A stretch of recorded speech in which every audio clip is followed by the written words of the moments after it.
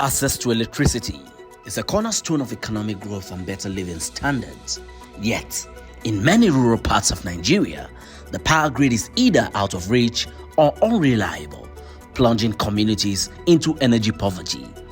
This scarcity hampers businesses, education, healthcare, and daily life, creating a cycle of stagnation.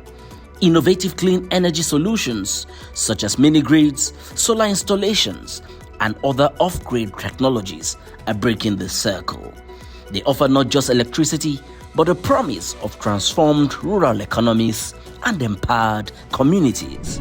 How can the Rural Electrification Agency leverage these renewable energy opportunities to bring lasting power and progress to Nigeria's rural heartlands? Good day, everyone, and welcome to another interesting episode of the NESG TV. Today, we'll be discussing, how we can revolutionize rural economies beyond using, grid electricity.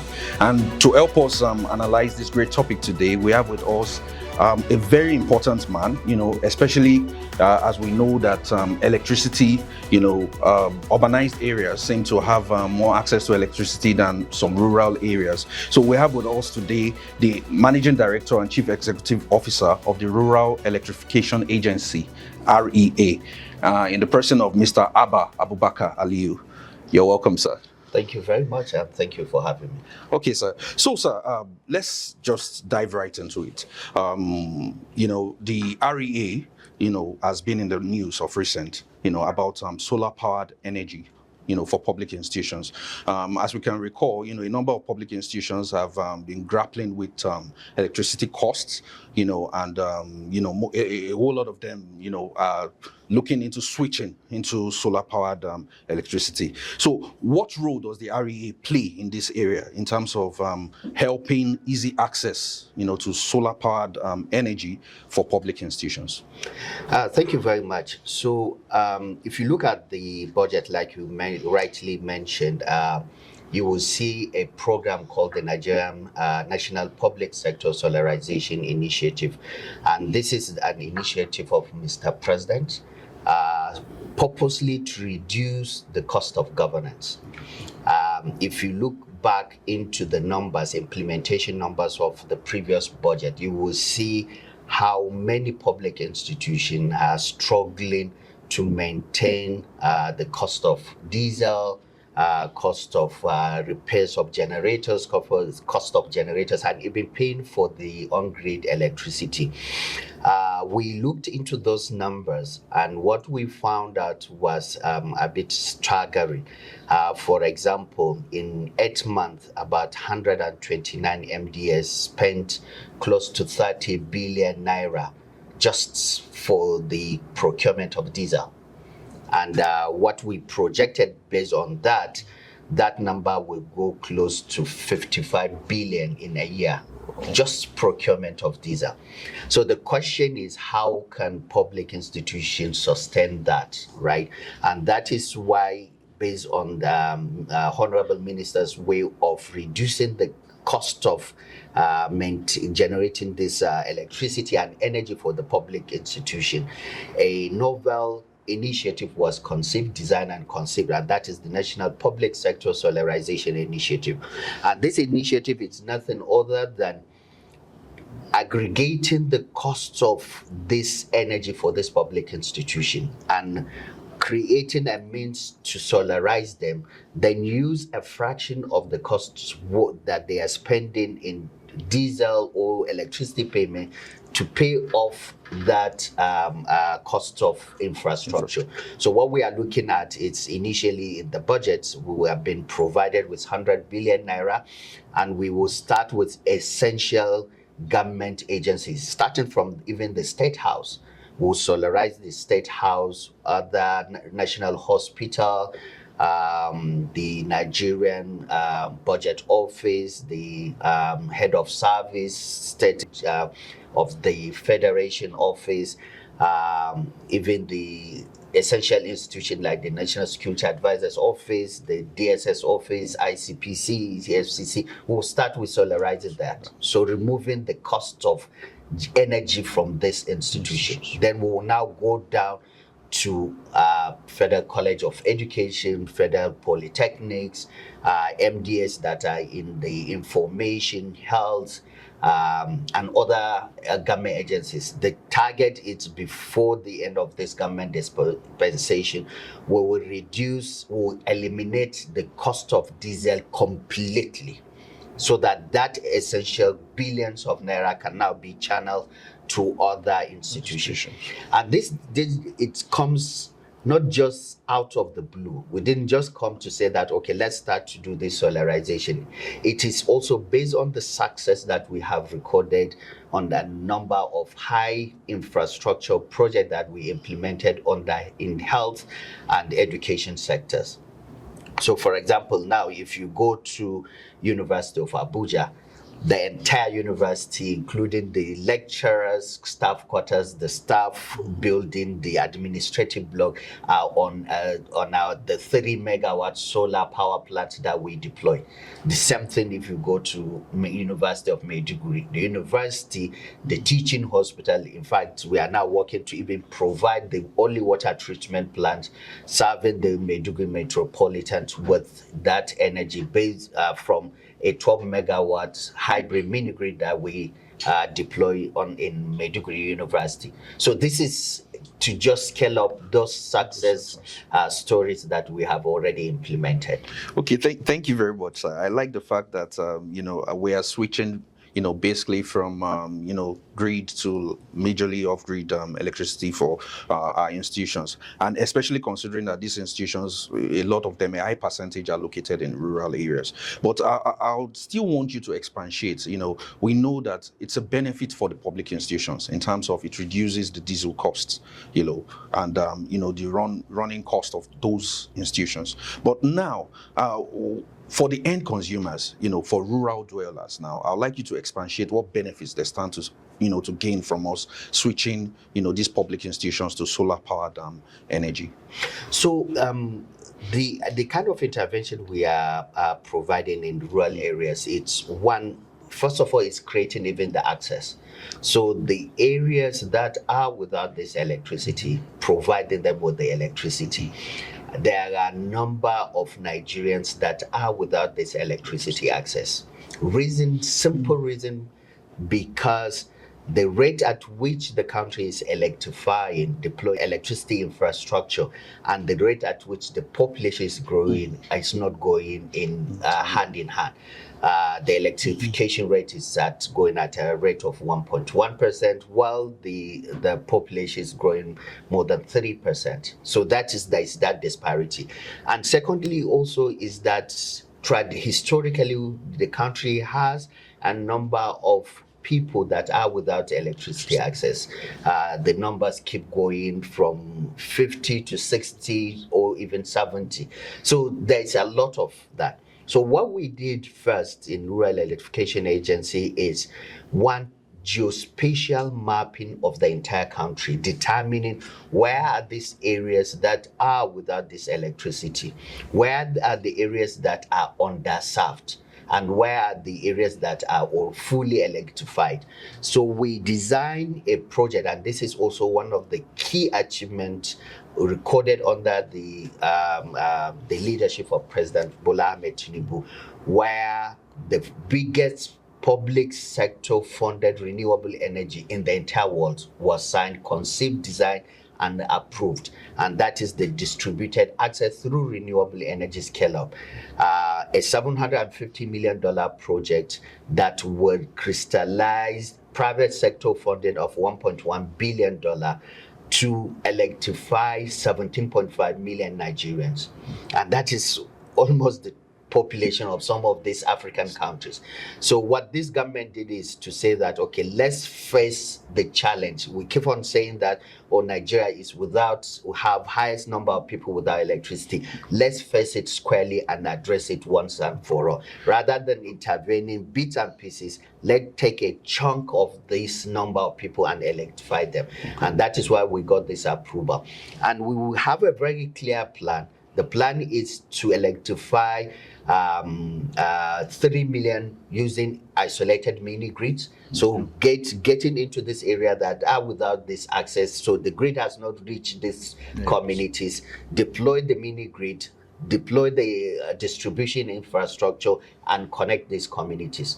And wherever we go, apart from creating the generation infrastructure, we do the distribution and we ensure 100% metering. And we partner with the private sector for sustainability to make sure that the project continue to operate over a very long period of time.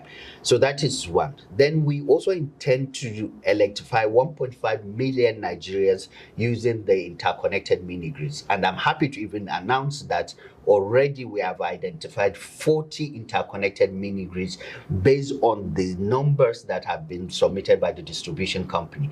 And the interconnected mini grids, the mini grid that we connect with the main grid. So the essence of that is to create reliability where there's no reliability. So for customers that are on band D, E downwards, these are the areas that we target. They normally get maybe 4 hours highest of on-grid electricity. So we deploy the interconnected mini grid, provide them with electricity during the day, and during the night they get the electricity from the on-grid. So we are already working on 40 interconnected mini grids to electrify 1.5 million Nigerians.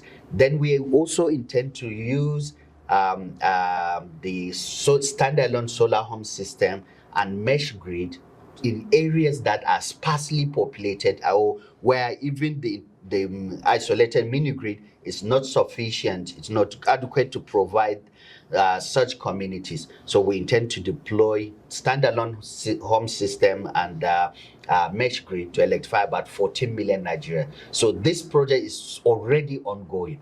And also, this project was not conceived out of the blue, was also based on a success of we recorded in a project that we implemented before now called the Nigeria Electrification Project, $550 million project financed by the World Bank and Africa Development Bank, where we succeeded in electrifying over 8 million Nigerians, deploying over 160 mini grids, and installing over 1 million standalone home system.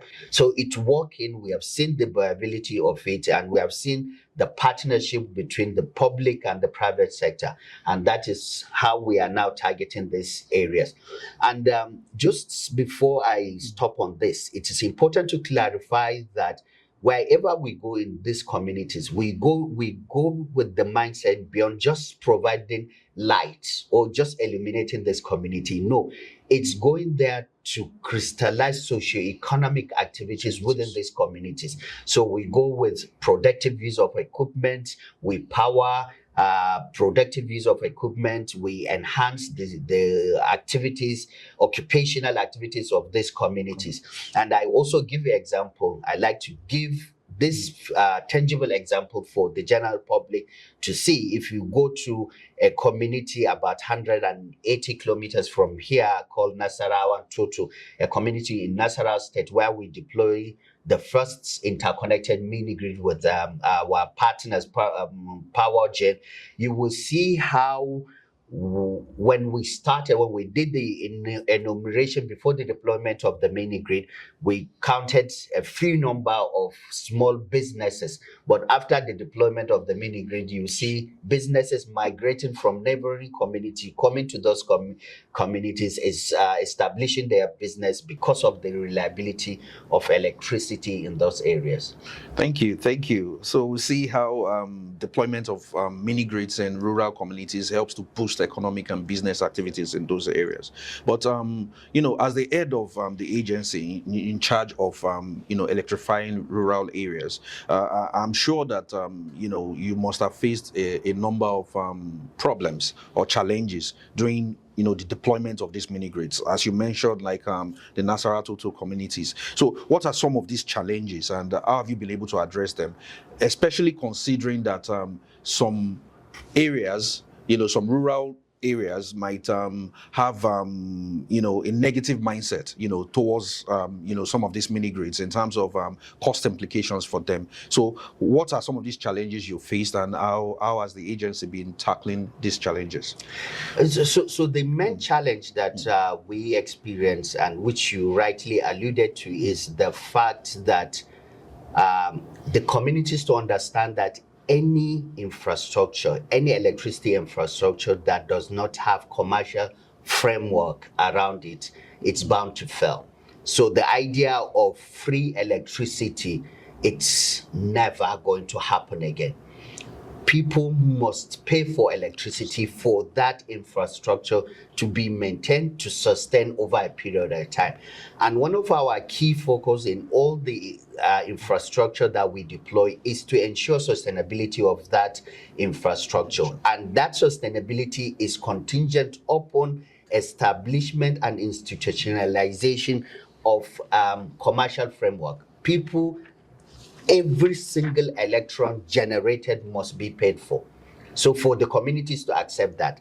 And normally from the experience, what we see is the question of chicken and egg. So initially, the communities, of course, they will see the benefit of the mini grid, but they would want it free in the beginning. Yeah. But once we inform them, do the community engagement, and show them that we need to get paid for all the electrons for us to plan at the end cycle of the battery or the PV panels, means we have money to replace them so that the community continue to enjoy that infrastructure. So they get to understand it. But at the beginning, there will definitely be resistance and the continuous mentality that, it's a government infrastructure, so it has to be free, tends to continuously to emanate and affect our services.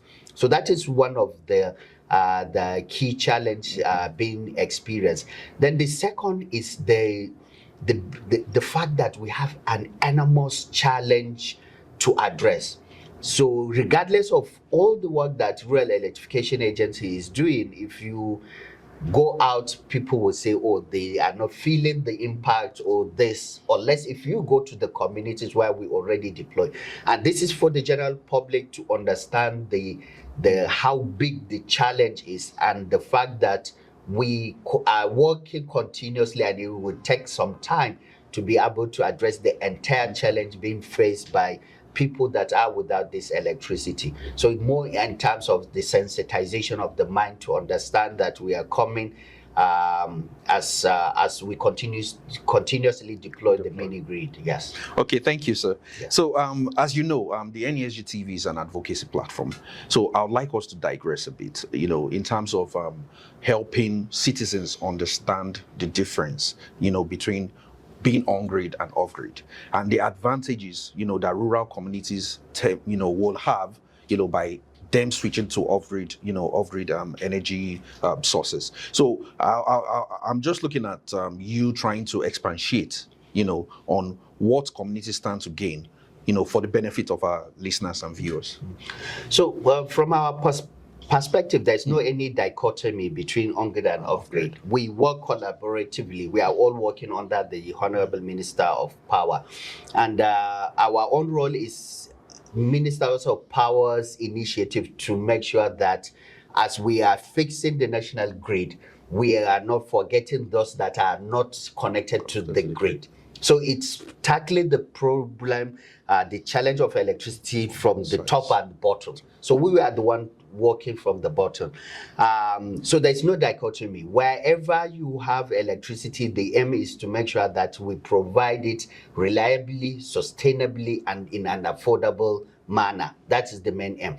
So the rural communities need to understand that one, we are creating access, and we are going beyond just creating access, but crystallizing socioeconomic activities. And we believe that these rural communities have the economy, have the opportunity to contribute to the Nigerian economy through the small, medium, nano, micro enterprises that they do. So that is one aspect of it. And the second thing is also focusing on the sectors.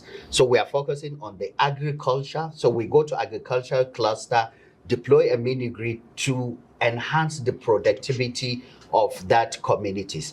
Then also focusing on health sectors, going to primary or secondary healthcare, even tertiary healthcare centers, and deploying this mini grid to help quality of service over a period of time. So ours is just to work from the bottom and integrate in the middle with the on-grid, and there is no any difference between the two. Whichever one comes to this community should provide and enhance the socio-economic activities of that community. Thank you for that. I hope our listeners are, and viewers are able to learn more. That there's really no difference between off-grid and on-grid electricity, because the major thing is that it just helps to provide the off-grid method helps to provide rural communities, easy access to electricity, as opposed to the other one. So, sir, moving forward, let's talk about partnerships now. The Nigerian Economic Summit Group is big on public-private partnerships, and as the head of the Rural Electrification Agency, I'm sure you know that partnership is also key, for us to scale. So how important do you see partnerships, especially with the private sector? How can these partnerships help to scale up, the interventions in these rural communities? So in REA, I don't think there's any, I may be biased, but I don't think there's any agency in government that understand partnership like Rural Electrification Agency. And reason being that we know that we understand the fact that the value proposition that REA is providing is an enabler, right? So it enables agriculture, for example, it enables health services, it also enables private sector funding, crowding at the same time. So that is why we are very big when it comes to partnership. We partner with the private sector because almost all our intervention, we intervene with the private sector. Reason being that we want to ensure sustainability. If the private sector brings in their money and we bring in our money, the private sector will ensure that the project is working for the private sector to recoup the investment and make a predetermined internal rate of return on the investment. So that is sustainability. We also partner a lot with the subnational. For example, on Tuesday, we are going to have the Kogi State Roundtable, where we are bringing the entire executive of the Kogi State with Rural Electrification Agency and the private sector to see what are the opportunities of mini-grid renewable deployment within Kogi State, and at the same time, what is the private sector bringing in, and what we are bringing in. So we do that kind of partnership with subnational. Then we also partner with the development sector. The biggest project that I spoke about, the DES project, is been funded by the World Bank. So we partner with the World Bank, African Development Bank, and other development institutions like United Nations Development Program. We are partnering with UNIDO, United Nations Industrial Development Organization, to deploy the first hydro solar hybrid project in Gombe State. So this is another partnership that we do. Then the last is also to partner with the likes of NESG for advocacy. We want, the general public to understand our mode of operation and why we are operating in that particular manner, and at the same time also the general public to understand the economics, and even the private sector to understand the economic operational framework of our project for them to key in, because we want to get more and more. Then also for the investors, we want to crystallize a lot of local manufacturing within the country. So we want them to understand that we are market makers and we are making the market for them to have the comfort and be able to bring their money and invest locally in PV panels assembly, lithium battery assembly or manufacturing, inverter manufacturing, cables, all sort of things required to deploy the mini grid. So that is something also that we are doing, and we exactly see that partner with the likes of NESG and other private sector development sector and subnational will continue to make our work easy. Thank you, sir. So let's look at how policy, impacts your work now. The work of REA. A lot of the times, I'm sure as MD CEO, there would have been times when there are certain things you wanted to do, but there are specific policies that are hindering you. But what specific policies now are you looking at that can sort of incentivize, and also accelerate, the work that the REA does, especially as it concerns emerging energy technologies? No, another very good question.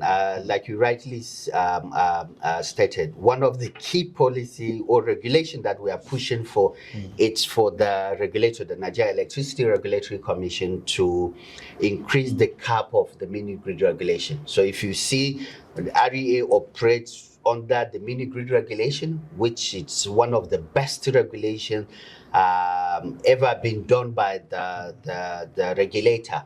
But as we are implementing, we now realize that the cap of 1 megawatt, which means that we can't do any mini grid above 1 megawatt under the mini grid regulation, is hindering more private sector investments in the sector.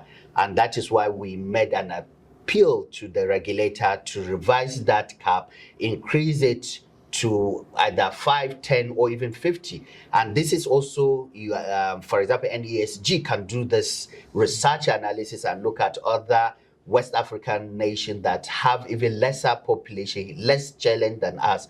Their mini grid regulation, its cap, it's even, or some of them is 50 megawatts rather than our own that is 1 megawatt.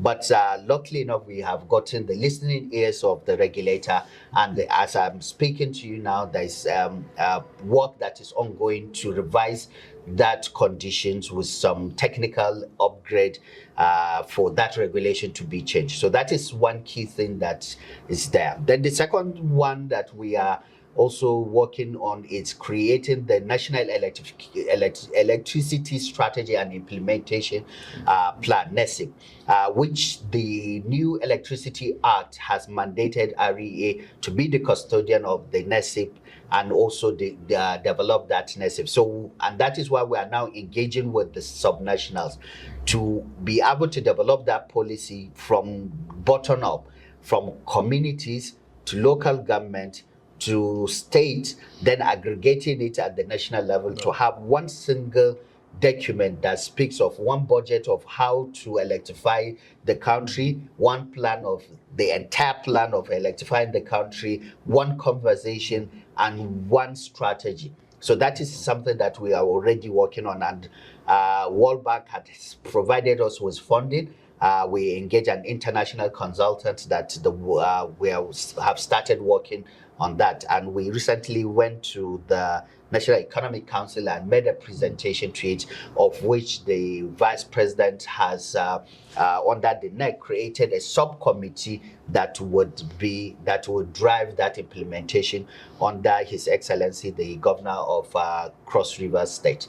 So that is something also that we are working on. All right, thank you, sir. So as you mentioned, policy changes are also important in scaling up.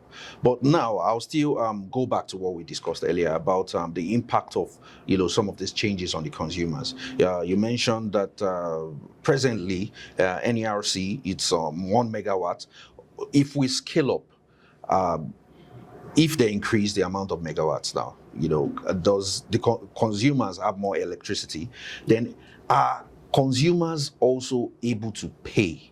Because as you said, it's important that we understand that you must pay for electricity. But the question now is there a difference in price between on-grid and off-grid electricity for the consumers, for the end users? Yeah, so the first part of your question, yes. If we are able to get this regulation, to get this cap increase, consumers will have more electricity and it will be more impactful. Beyond even that, it will also generate more private sector investment. So we are seeing a number of large-scale private sector international investors that are keen to invest in the renewable energy. But once they see an investment of 1 megawatt, they feel that, oh, this is not sufficient for them to invest. So once they see that increase in the number in 5 megawatt, 10 megawatt, they will be more willing to now invest and bring it. And that means more risk, that means more return, and at the same time also more sustainable, which means that they are putting much more money, and that means that they will ensure that it works over a period of time to make sure that they recoup their investment. So that is one benefit. In terms of the pricing, you see the renewable energy pricing is contingent upon the investment being made. Tariff is a subject of the total cost of investment or the total cost of infrastructure. So the cost of the infrastructure, the cost of O&M, and the revenue that should go to the private sector is all what is combined to create the tariff. So tariff is contingent upon the total cost of the investment being made in the mini grid. Okay, thank you, sir. So I am looking at the success of the REA. Since your inception. What would you say? Or in what areas would you say the REA has been successful since you assumed leadership? I think personally, I think this area is one of the government agency that is really, really performing, impacting the lives of many Nigerians. And before being appointed as the managing director, I was the head of the project management unit of the REA, implementing the World Bank and African Development Bank project management unit, the project. That project alone had impacted over 8 million Nigerians, providing them with reliable, sustainable, affordable electricity over a period of time. These are just communities. Then under that project also, we have completed the deployment of hybrid mini-grid in 7 government federal universities. University of Abuja, 3 megawatt, University of Maiduguri, 12 megawatt, University of Calabar, 7 megawatt, Nigerian Defense Academy, 2.5 megawatt, University of Gashua, also 1.5 megawatt, in University of Agriculture, Abeokuta, 3 megawatt. So these are a tangible project that have been done. And if you aggregate, this project alone had impacted over 500,000 students. So imagine going back to those days where you will see a picture of students reading under street light in the night, right? Now, just reversing that pictures and seeing them in the comfort of their theater rooms or hostel, reading with the comfort and security of their hostel. So reversing that trend is something that it's one of the key achievements of Rural Electrification Agency. And as we completed this 7 university and 2 teaching hospitals, we already have started working another set of 8 universities and 1 teaching hospital. University of Port Harcourt, University of Technology, Owerri, University of Viola, Lokoja, Kogi, Ogun, and a number of them. So 8 universities and 1 teaching hospital also to be completed by the middle of this year. So this is an intervention. We also have seen our impact achievement in providing over 100 containerized mini-grid to health institutions. And these are there. If you go to University of Port Harcourt Teaching Hospital, you will see an REA containerized 50 kilowatt mini grid that is powering the theater room, the accident and the emergency, and the incubation centers. So this is also reality. Then you come to the communities. For example, here also within Abuja, go to Kwali, there's two communities, Kilankwa and Peti. If you go there, you will see two mini grids of 100 kilowatts powering the entire communities, to the level that if we took the World Bank president when he came to Nigeria, Ajay Banga, we took him to one of these communities, and he has seen how a simple mini grid transformed the life of the women in Peti community, that before the mini grid had to walk for about 6 kilometers to fetch water. But now with the mini grid, we powered the borehole, and they get their water to wash the seed of watermelon, which reduce the time they process the watermelon and changing their economic capacity. So this is just a tip of an iceberg, not to talk about the various grid extension. In 2024 budget, for example, over 400 transformers were installed with associated grid extension were installed by Rural Electrification Agency. We have also deployed standalone solar sustainable equipment over a period of that impacted over 1,000 farmers, and all the records are there to show this kind of intervention. I can talk more and more on this. This is just a bit of the achievements we have recorded. Okay, thank you so much, sir, for your time. We've been speaking with Mr. Abubakar Aliyu, the Managing Director, Chief Executive Officer of the Rural Electrification Agency.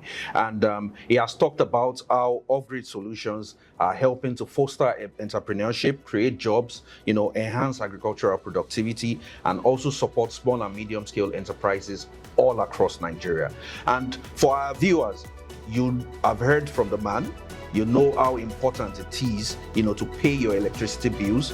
It shouldn't be free. It's also part of our civic responsibility to pay for what we use, and that will help foster economic development in Nigeria. I am Sheriff Aderibigbe.